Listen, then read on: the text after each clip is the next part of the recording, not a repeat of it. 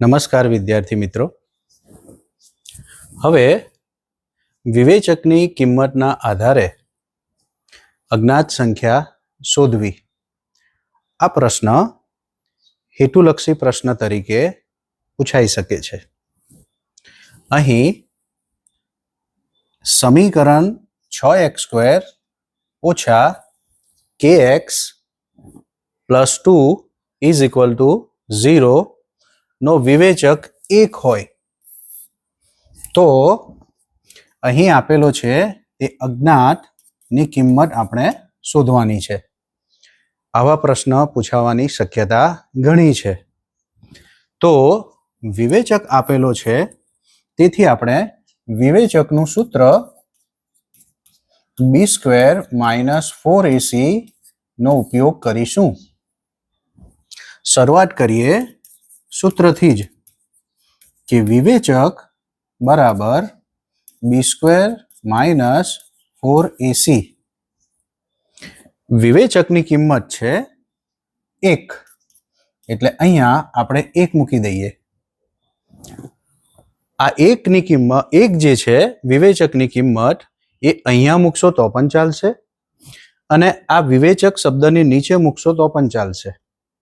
મતલબ કે આપણે સમીકરણ આગળ વધારવાનું છે.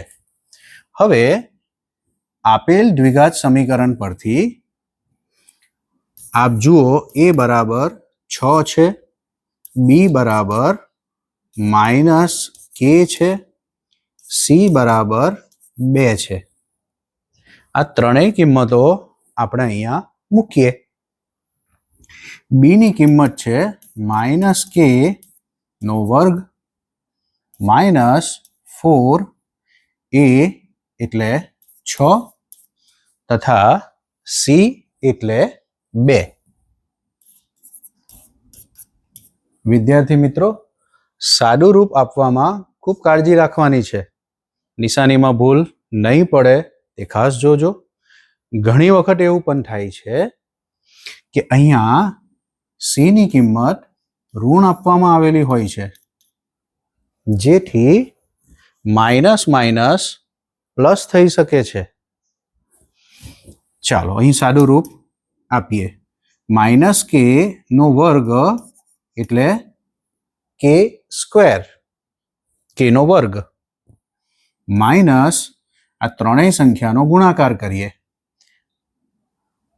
6 ચોક 24 ગુણ્યા 2.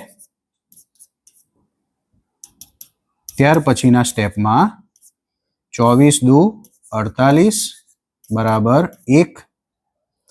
-48 છે એ પોતાની જગ્યા બદલશે, ડાબી તરફથી જમણી તરફ જશે, કારણ કે આપણે k શોધવાનો છે. એટલે k² બરાબર 1 + 48 માટે k² બરાબર 49. માટે k બરાબર આ વર્ગ જે છે એ ડાબી તરફથી જમણી તરફ એટલે જમણી તરફની સંખ્યાનું વર્ગમૂળ લેવું પડે. જ્યારે પણ બીજગણિતમાં વર્ગમૂળ લઈએ ત્યારે વર્ગમૂળ તો લેવું જ, પણ સાથે સાથે 2 વિકલ્પ મળે, પ્લસ અથવા તો માઇનસ. આનું કારણ સમજીએ ઉદાહરણથી કે +5 નો વર્ગ 25 થાય છે તથા -5 નો વર્ગ પણ 25 થાય છે. તો જ્યારે 25 નું વર્ગમૂળ નીકળે ત્યારે આ બંને શક્યતાઓ આપણે વિચારવાની. એટલે પ્લસ માઇનસ નિશાની આપવી જરૂરી છે. અન્ય ઉદાહરણ દ્વારા આ પ્રશ્નને વધુ સમજવાનો પ્રયત્ન કરીએ. સમીકરણ x² + 5x + k = 0 નો વિવેચક 5 છે. તો k શોધો. ફરી દ્વિઘાત સમીકરણ ના વ્યાપક સમીકરણ પરથી જો આપણે જોઈએ તો a ની કિંમત અહીંયા 1 છે, b ની કિંમત 5 મળે છે તથા c ની કિંમત k મળે છે. વિવેચક આપણને 5 આપવામાં આવ્યો છે. વિવેચકની જગ્યાએ તેનું સૂત્ર મૂકી દઈએ. ફરી પાછું સૂચન કરું છું, સૂત્ર સામે મૂકશો કે અહીંયા નીચે મૂકશો એક જ છે. b² - 4ac is equal to 5 થશે. વિવેચકનું સૂત્ર આપણે મૂક્યું.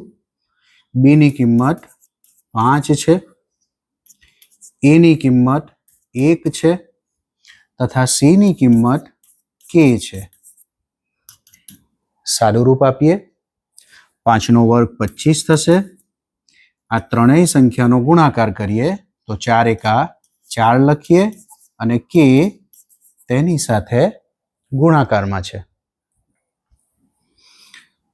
માટે -4k બરાબર 25 પોતાનું સ્થાન બદલશે. આથી નિશાની બદલાશે. ધન છે તો ઋણ બનશે. માટે -4k બરાબર 5 ઓછા 25 એટલે બાદબાકી થશે -20. બંને તરફ માઇનસની નિશાની દૂર થશે, જેથી 4k બરાબર 20 બનશે અને 4 એ ભાગાકારમાં જશે, જેનું સાદું રૂપ આપીએ તો k ની કિંમત આપણને 5 મળે છે. તો વિદ્યાર્થી મિત્રો, આ પ્રકારના દાખલા પૂછાશે. આપ ગૃહ કાર્ય તરીકે વધુ દાખલા ગણીને આ દાખલામાં સફળતા મેળવવાનો પ્રયત્ન કરશો. પરીક્ષાની સૌને શુભકામના. આભાર.